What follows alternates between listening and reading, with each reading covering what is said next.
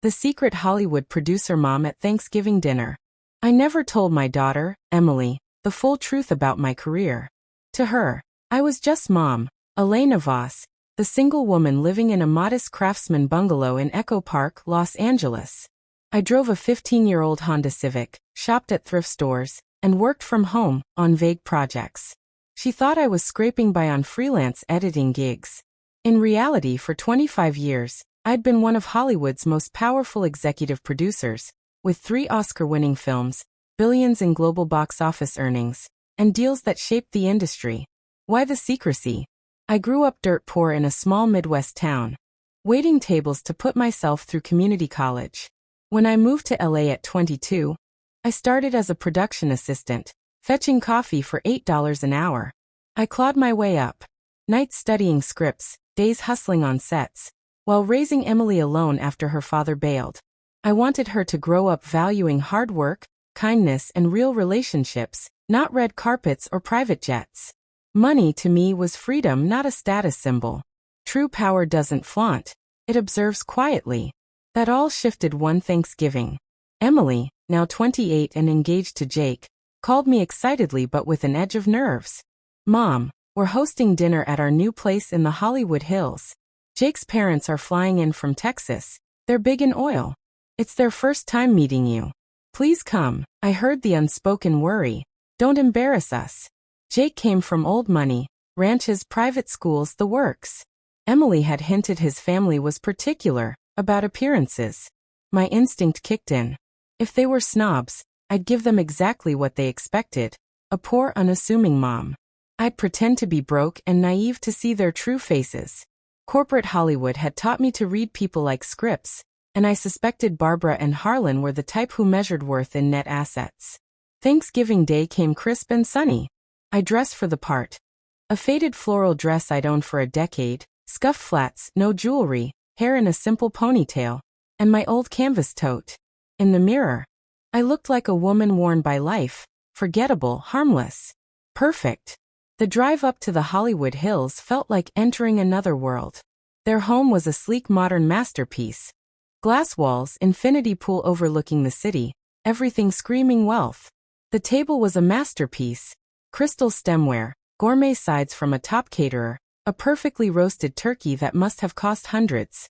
Emily hugged me tightly at the door, but her eyes flicked to my outfit with concern. Jake smiled politely, scanning me quickly. Then came his parents. Barbara, in a designer cashmere sweater dripping with diamonds, extended a limp hand. You must be Elena. How quaint. Harlan, Rolex gleaming, gave a nod that felt like dismissal. We sat. Conversation started light, weather, flights, but quickly turned to boasting. Harlan talked about their Texas ranch, private jet trips, and philanthropy events. Barbara gushed about Jake's Tesla. We helped with that, of course, and their daughter's Harvard degree. Then the questions turned to me. So Elena, what do you do? Barbara asked, swirling her expensive wine. I played timid. Oh, just freelance work from home. Editing scripts sometimes. Nothing glamorous. Harlan chuckled. Scripts? Dreaming of the big time? Hollywood's brutal. Most folks end up waiting tables forever. Barbara patted my hand condescendingly. It must be tough, raising Emily alone with limited resources. We so admire resilience. But we're thrilled Jake can give her stability now. The subtle jabs escalated. Barbara mentioned their family tradition of European vacations. We took the kids to Aspen last year, private chalet. Eyeing my dress. Emily said your place is cozy. If you need help updating things, we could suggest something affordable. Emily squirmed. Jake stared at his plate. By the main course, Harlan bragged about bailing Jake out of early struggles.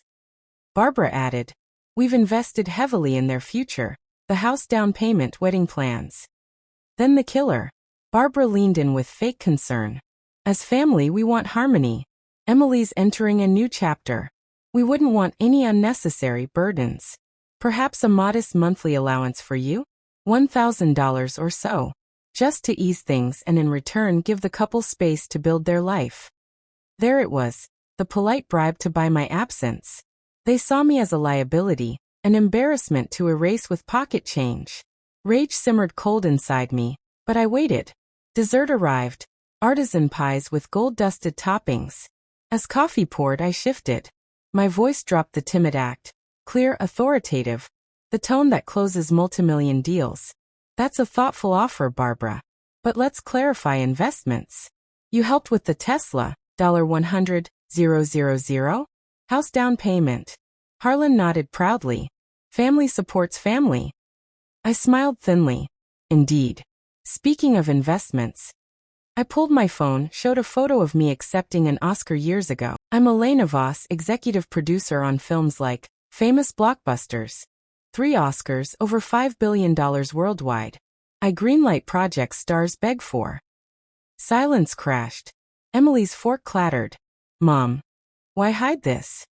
Because I wanted you to love the woman, not the title. Harlan, your company's green documentary that boosted drilling approvals? My studio funded it. Barbara blanched. If you're so successful, why live so plainly? That bungalow, those clothes? Because real wealth isn't performative. I came tonight as the poor mom, to see how you treat someone without flash.